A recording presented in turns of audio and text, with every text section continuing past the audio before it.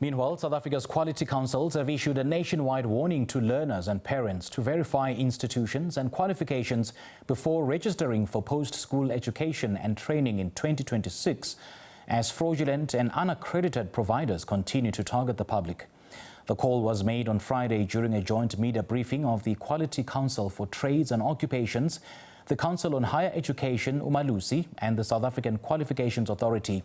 At the briefing in Pretoria, the entity stressed that while the country's education system remains credible, the rise of bogus institutions poses a serious threat to learners' futures and families' finances.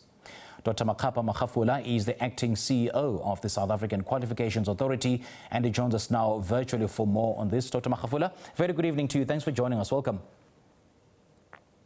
Thank you. Good evening, Cynthia, to you and your viewers, and thanks for giving us an opportunity to talk to the public via your platform.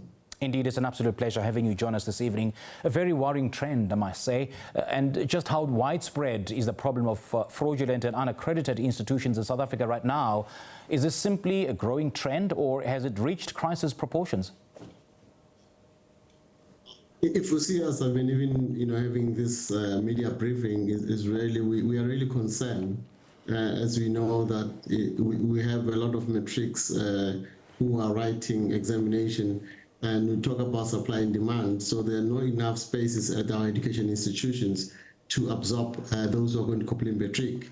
So you are going to have people who are trying to take advantage of that space to really sell people what you call fake degrees or open those bogus colleges. So what we're trying to do as part of, as a collective, as regulators, to really advise parents, students who are just wrote their exams, who want to apply for education institution, to really be mindful and safeguard against some of these bogus institutions.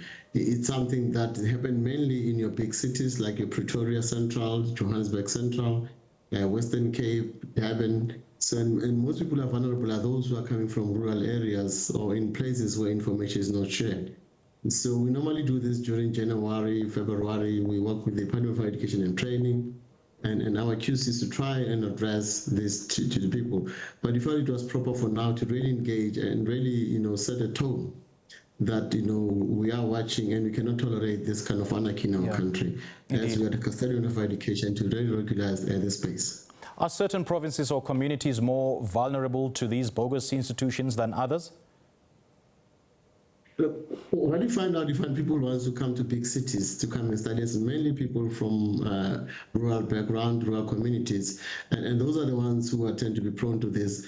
But as part of proactive as well, we tend to have roadshows around these provinces.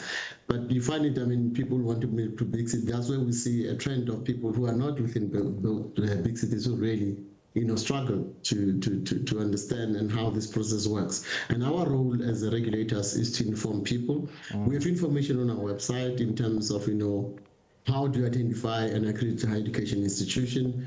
And it has to be registered with the Department of Education and Training. Their programs must be accredited by Council on Higher Education, and their qualifications must be registered on SAQA's national database. So that's information that we normally share with those that we tend to come across. And as we do our roadshows across the country, we have the approach says we are taking the NQF to the villages. So we've been to quite a few places around the country. We're really engaging with the learners and the parents because they're the ones who find themselves in a very difficult position. Yeah. So as I said, around rural areas, you have to be there, you have to engage them. And we're trying to use this platform as well, really inform parents and students to understand in terms of what are the issues that they have to look at. If you want to go to an education institution, you have to have the right to ask whether the institution is registered with the department, is it accredited, is the qualification on the SAQA database, and even the parents as well, they have the right to ask those questions. But you find that people, sometimes they're not scared, they're scared to do that. If they can't do that, they can contact us as SAQA as well. We have this on our database.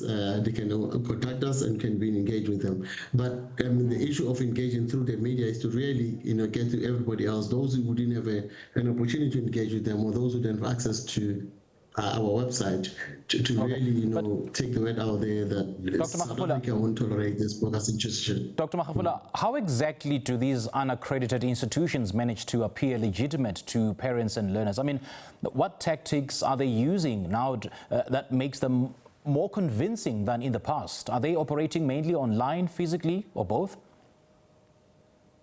I mean, you have both. You have those who do online, says, I mean, we offer this degree, or they can offer you 3 degrees at one. I mean, that to me, that's one of the things. And you have those who really set up, you know, like downtown Pretoria. And you'll see many of them come January as well. We just open for that particular window. And what they do, I mean, they can use anything. As you know, that we have AI, people can play around ICT to really fool people that we are legit. And people must be able to check the things that I raised as well, you know, whether is the institution registered. I mean, you can really verify that through the channels that I shared with you and through the department as well. You can even make those calls. So these people are aware that people really don't ask questions. And one of the things that we see is a growing around the online ones, because people think that, you know, it's easy to do this and they can even, you know, advertise. And one of the things we have to look at is issues around the web address that have been used as well. That people must be mindful to double check. Let's talk about the real long-term impact on a learner who studies through an unaccredited provider. Dr. Makhafola, are you there? All right, we seem to have lost Dr. Makhafola. Well, he's the acting CEO of the South African Qualifications Authority, issuing a stern, a clear and timely warning to the nation that while South Africa's education system remains credible, the growing presence of unaccredited and the fraudulent institution, of course, threatens the learners' futures and places families at serious financial risk. And his message to parents and guardians and prospective students ahead of the 2026 registration cycle is unmistakable. Verify before you register.